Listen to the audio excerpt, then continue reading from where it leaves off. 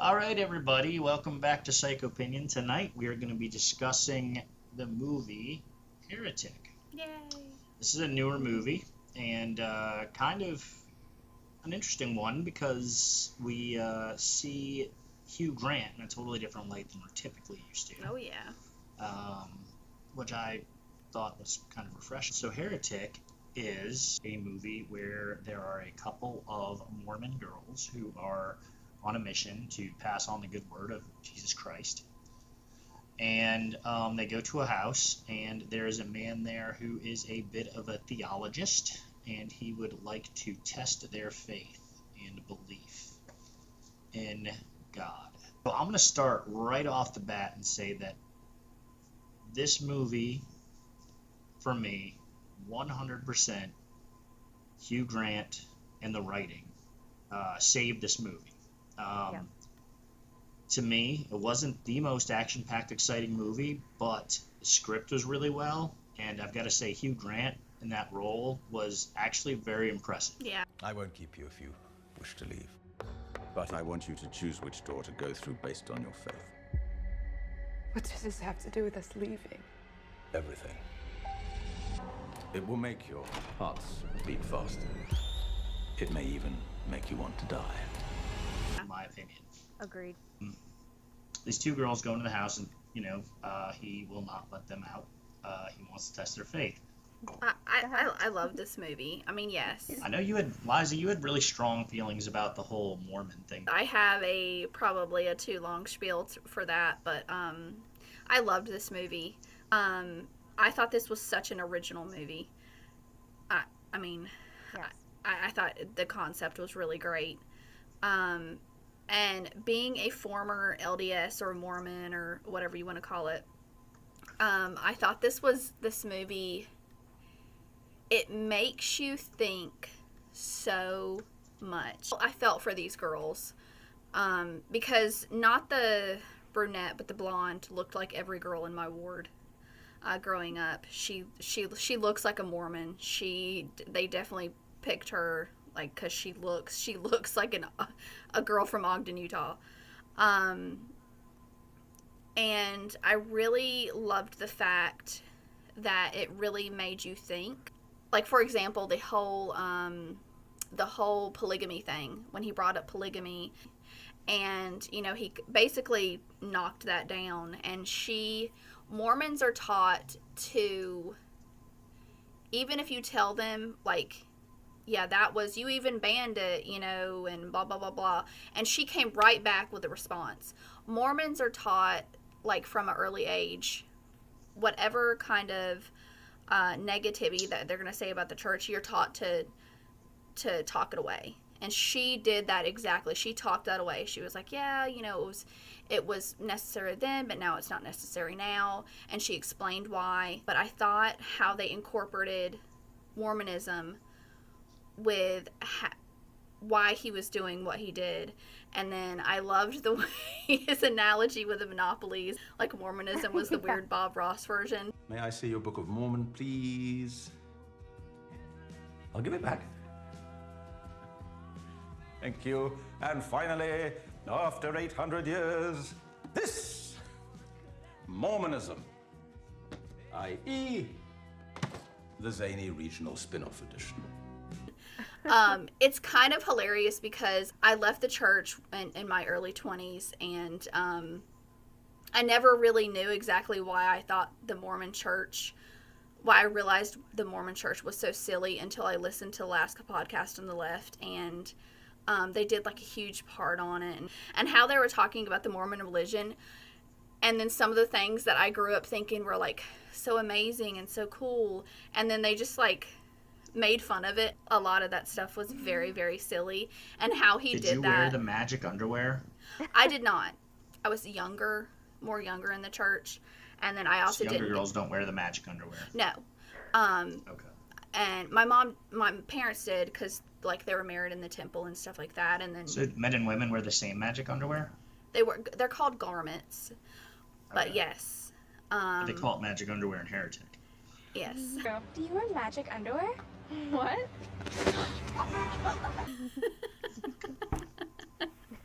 I wanted to say that I also really enjoyed him going through the different iterations by explaining it through Monopoly and through music.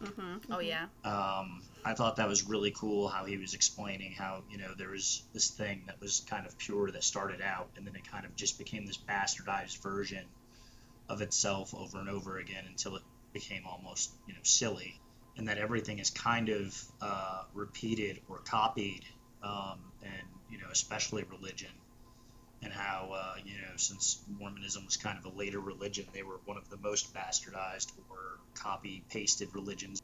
I don't know, I thought it was very interesting. Like I said, the writing in this movie I thought was really well done, and I thought that he did such a great job playing kind of like that really intelligent, theological philosopher, if you will.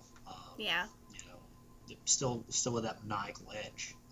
But anyway, continue, please, about No, Mormon. and I thing. loved That the was, way I loved the way he used their politeness against them as well. Even starting when they're on the steps and they ask him if he has a girl roommate or there has to be a woman present.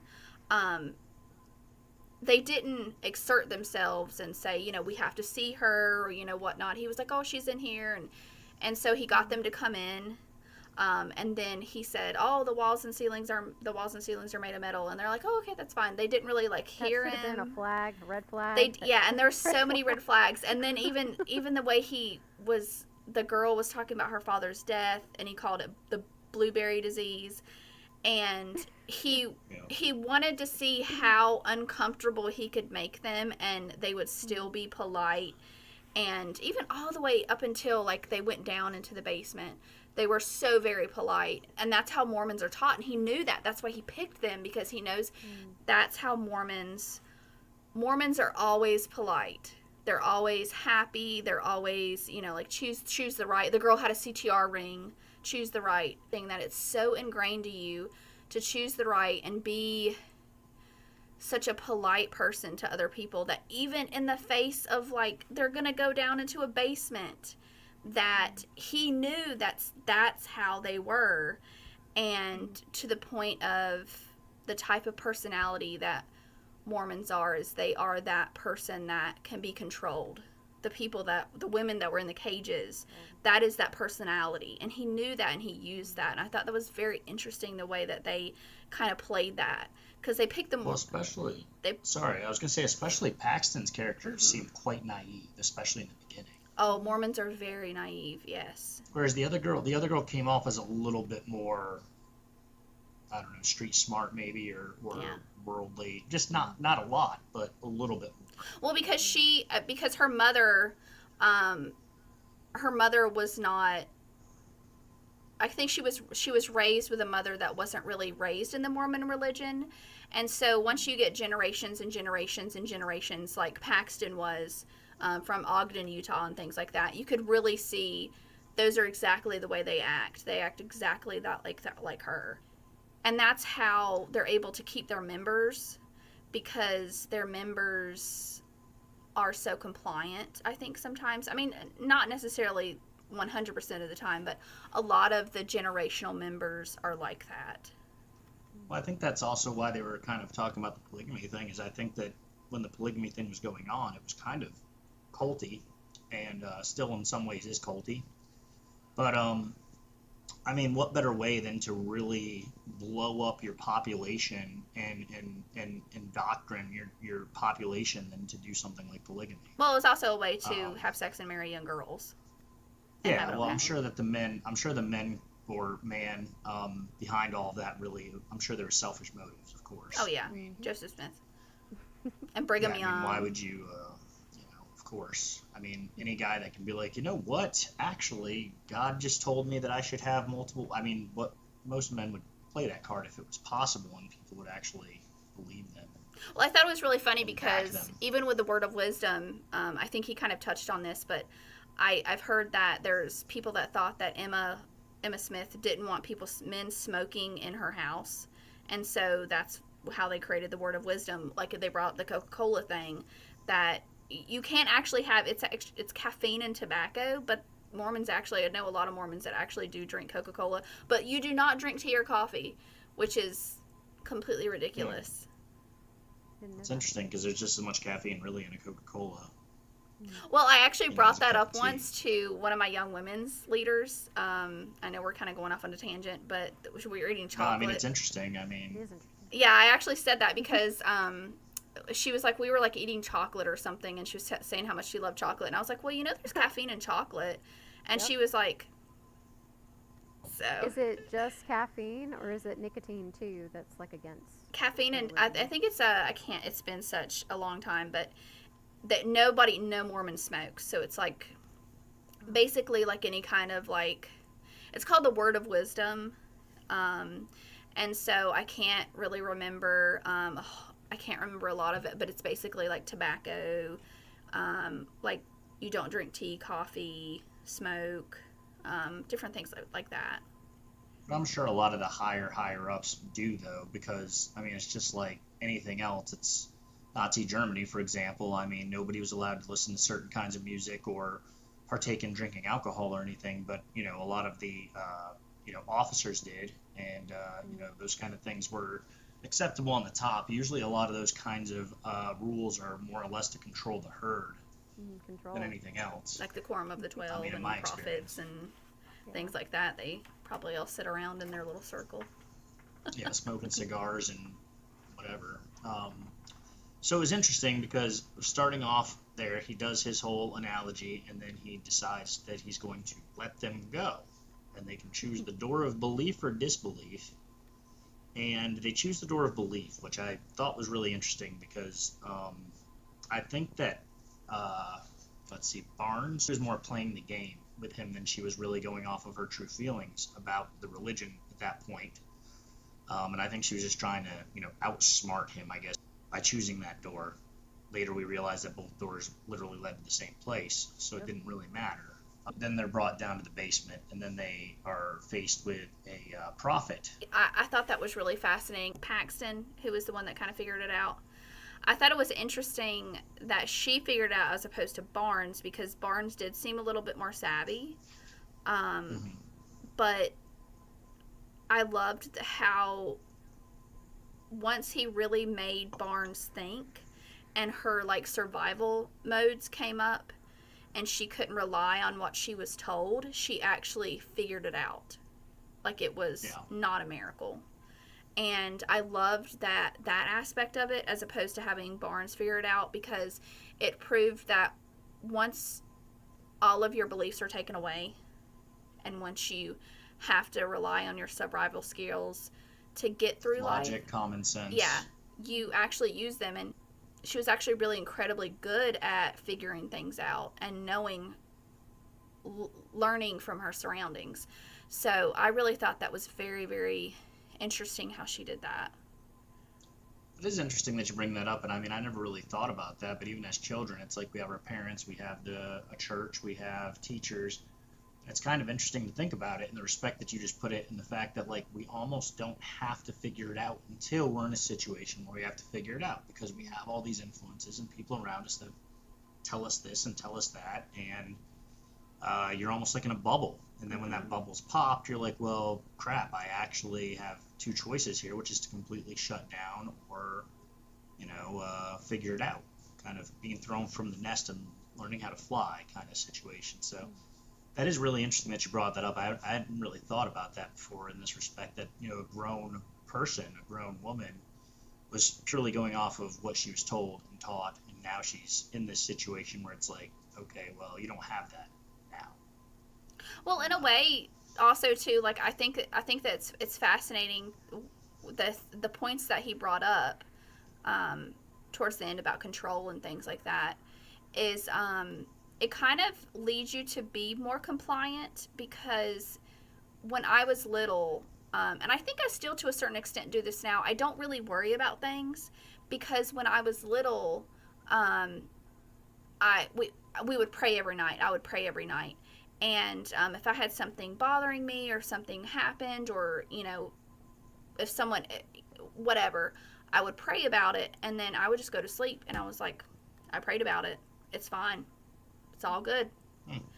And I think that it leads you to have that faith in God.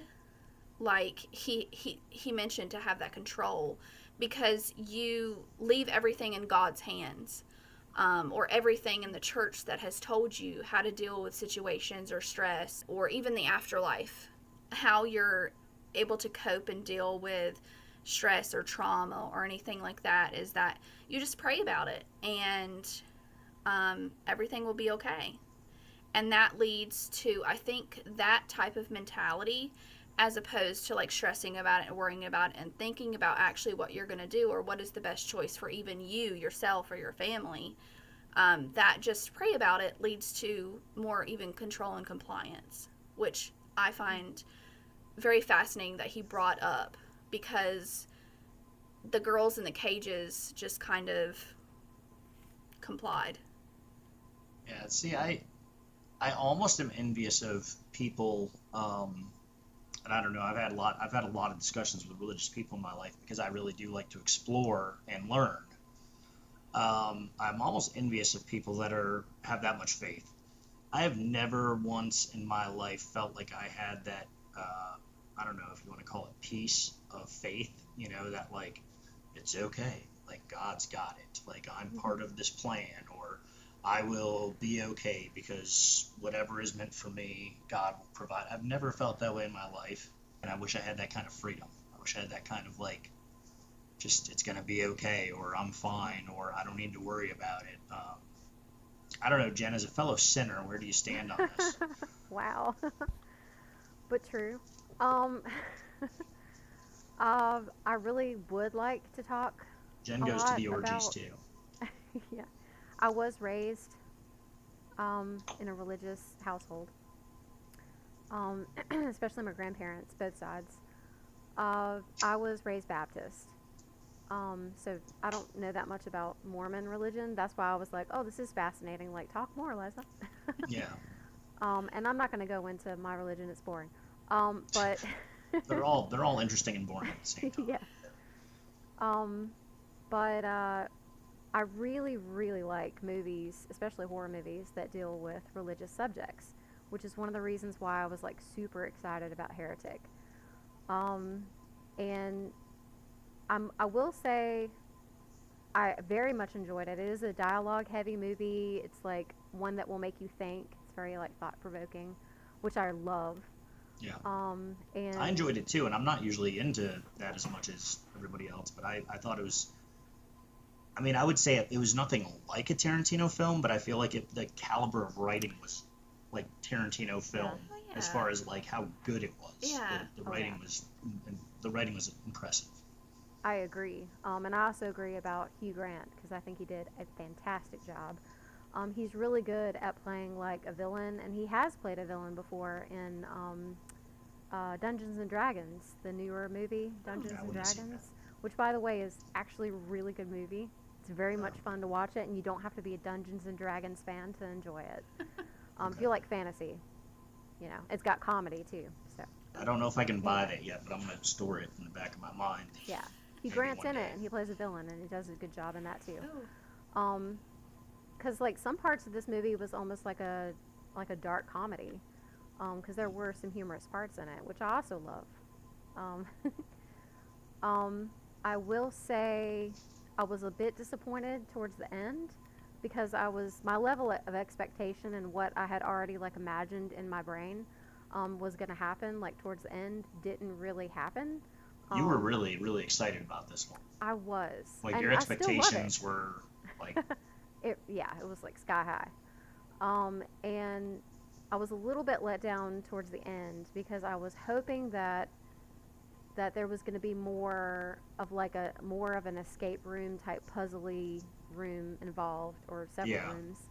I agree with Um, that. yeah, I yeah, thought Yeah. there was gonna be like more. I thought there was gonna be more stages or steps, Yeah. yes, like The more, ending. exactly. The ending did seem like a puzzle. rushed. I thought it was gonna be like a puzzle maze, but Yes, Yeah. same.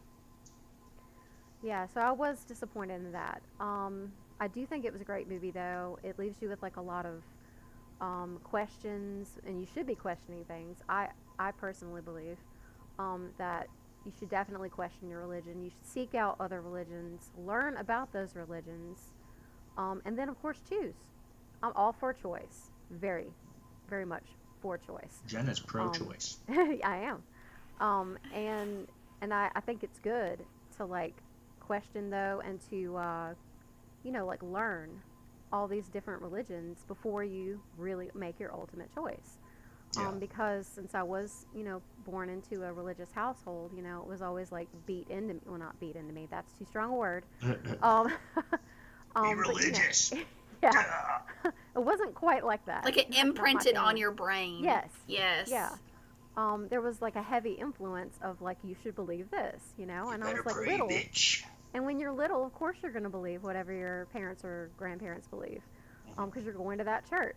Like you don't know any better. You don't know about these other ones, Yeah. other religions. So you're going to go along with it. But once I reached a certain age, I started questioning things, and I started, delving into religious history, like a little bit, not like majorly. And so I really liked this movie because, he basically like goes through like a lot of what I learned back then when I was questioning things. And I was just like, yes, yes, talk about Egyptians. Yes. I was like, yes, do it, Hugh Grant. But that being said, I'm not trying to get anybody to be an atheist. I've never Yeah. tried to do that. Never ever. Well, that's the thing that's so interesting about religion is the people that are non-religious, and obviously we don't have anywhere to bring them. But like people that are non-religious, agnostic, atheist, typically they're not trying to convince anybody else. Right. You know, Most of it's the time. Maybe and there's that's the probably a funny few. part.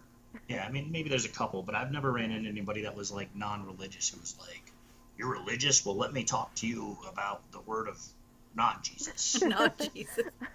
of whatever else there could be." It's just it's interesting. But continue. Yeah, sorry. Yeah. So I guess I'm more like anti-control because Hugh Grant is all for control. That is his basically, his religion that he's created, which I also found very interesting. Because like a lot of these religions are about control, and he is controlling them. So in a way, he's like making it seem like he's leaving it up to them, but in another way, he's definitely controlling them. I mean, he obviously controlled, certain things. Of course. Yeah. So, yeah, I mean, it was just very, very well written, like you said. There was some good cinematography as well. And I loved the part where he was doing like the Monopoly games, like you were talking about, Liza. Like Yeah. that was great. That was another like moment where I was like, oh yes, exactly. Like that's what I'm talking about. Like the Bible has been changed. Like a long time ago they changed it. There's been different versions. Like Yeah. that just never quite made sense to me. And ironically enough, all the religions kind of came from the same place, but all the religions hate Yeah. each other and kill each other and fight. Exactly. Yeah. That's the other Yeah. thing too. Oh my God. I feel like we could get into like such a long discussion about religion. I would love to, but not here. Yeah. Yeah, 'Cause probably we don't not have a the good. time. Well, we don't have the time, and we don't need to be. We Right. don't need. Eliza, back to you for a second. You were saying when we watched the movie, we watched this one together, Jen. And Liza, you were saying in the beginning that you felt like it was very unlike them with the sexual talk. For Mormons to talk like that. Oh, at the very But- beginning? Yeah, Sorry. because they were having a discussion about like sexual, like pornography, basically. Well, But I felt like that was added. Let me just add this. I felt like that was added in to give us I felt like that was added in for character development. Yeah. I feel like that was added in there to kind of give us that they were on a mission, but they still were not 100% in, that there were still questions, that there was still like curiosities, if you will. Whether Mormon girls would talk about that kind of stuff or not, or talk about it in that respect, I do feel like that's what that was for, was that character development. And I was just wondering if you kind of felt that way after we saw it kind of all go down as well. probably because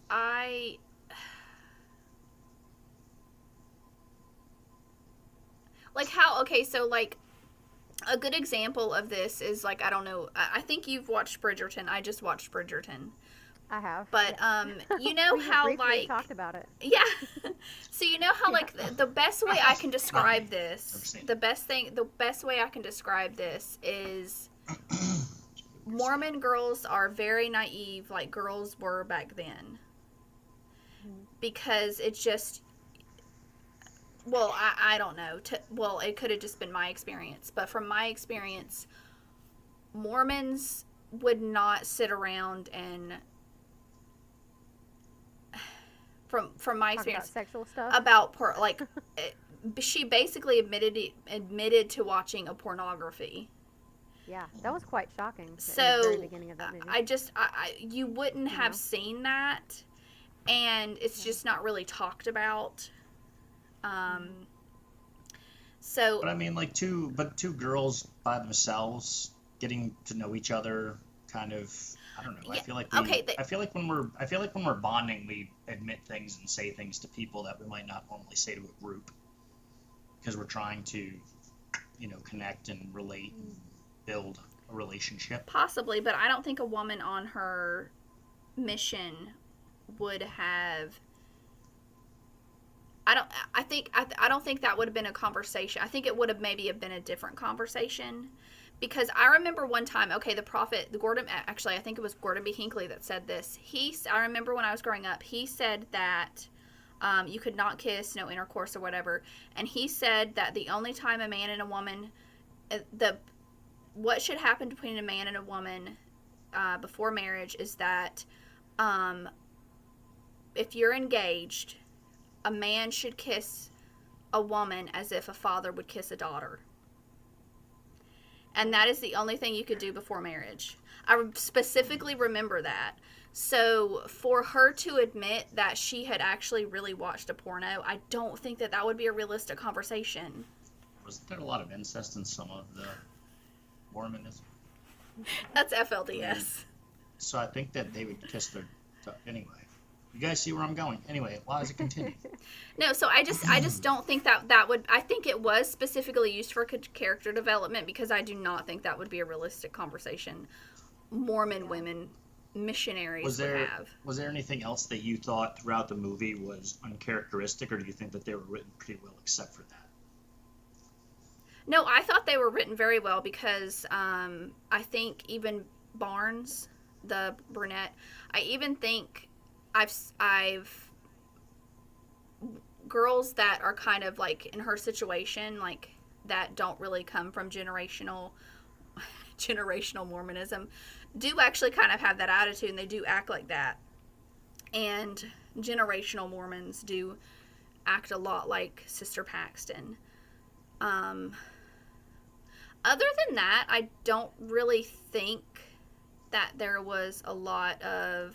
Some of the lingo was a little interesting, but I don't... because Mormons don't call themselves Mormons. We call ourselves LDS, Latter-day Saints. So,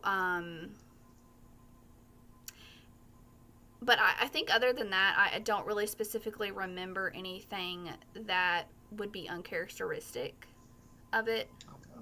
But then again, I was not really an adult and when I went to church.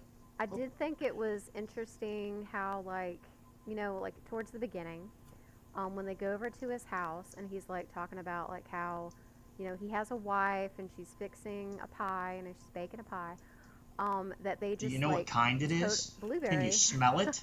Yeah. It was a candle. You see that in the trailer. But yeah, like I thought that was kind of a cool part, because it's like they just believe him, and it's just told to them, and they just believe him, and it's just it's kind of like a metaphor or something about religion, and you get told this. You get told this either by going to church or by your parents or whatever, and you just believe it. And I just thought that was like a really cool part. Well, the one girl, I think Barnes, she was kind of contemplating, because it kept showing her like looking at the weather, and she was like, Yeah. Now I'm gonna spoiler alert, because I think this is the kind of movie that we can't discuss without discussing the end. And I was looking at some things about the end, and I've got some questions for you guys about what you think. Do you think that Paxton survived? Mm. Yeah, I know that there's like some theories out there that it's possible that she died. Um, Yeah, and they kind of do a little foreshadowing because they talk about that with the prophet about what the brain does when it dies and how there's the hallucination. hmm So that was like kind of one of possibly the, the butterfly. Well, she yeah, actually said that that. was, She said when Yeah. she died, she wanted to be on a butterfly and Yes. go on their fingertips or something. Yeah. yeah. What some people took as it being an interpretation of maybe it being Barnes or it being herself, hmm and that might have had something to do with the hallucinations when you die. Yeah. Because she did say that, so obviously that was one of those foreshadowing or creative moments there. Well, Um, I think a lot of it comes down to is could she have survived a stab wound like that?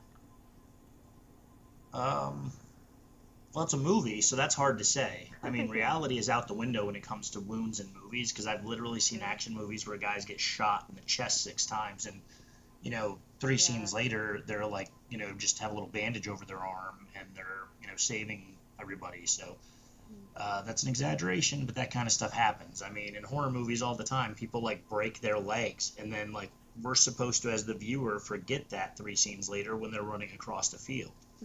So I mean, it's hard to say. With movies, it's hard to say how much reality is put into uh, fatal wounds, if you will. Yeah. I always like to err on the side of happiness and say that she did survive. That's very optimistic of you and very American at the same time. Which we are American, but we have a tendency, and that's something we'll talk about in a later episode, we have a tendency to want that happy ending as Americans.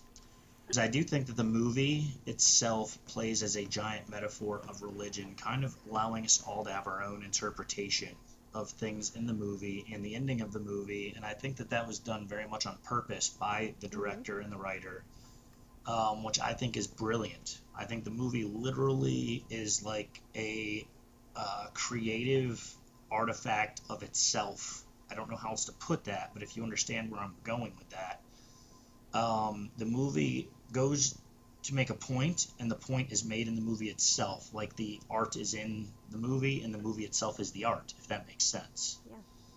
I thought that was really cool. And even though honestly some parts about this movie did I find a little slow and a little boring, honestly, I'd have to say this movie to me is like a work of art. It really is. It is a masterpiece by the writers and directors. It was very well done, very well acted, very well scripted, and it really completes to me this whole cycle of what is religion, what is belief beyond religion. I mean, religion aside, what is belief? What is faith? What are these things? What kind of society we live in, the control that religions have over people, how much Mm-hmm. people believe in these things. I mean, it was so big. It was so big, and impactful, in my opinion. Yeah. So I give this movie a lot of credit. Will it be one of my top 10? I'm very critical. I've got a lot of favorites. It is very memorable, and it is something that I'd like to watch again, and it is something that I'd recommend to people. As far as it being, my favorite of all time or anything, I really don't think so. But it is a true work of art. Some films are a true work of art, and this is one that I will say is, in my opinion. I thought it was really good as A lot, well. a lot of thought put into this. Very well said, Jake. Thank you, thank you. I appreciate I that. agree. And so I hope to see more of Hugh Grant in this kind of light in the future. I loved his role. I like that he has. I grew up with Hugh Grant being the British romantic comedy guy, Yes.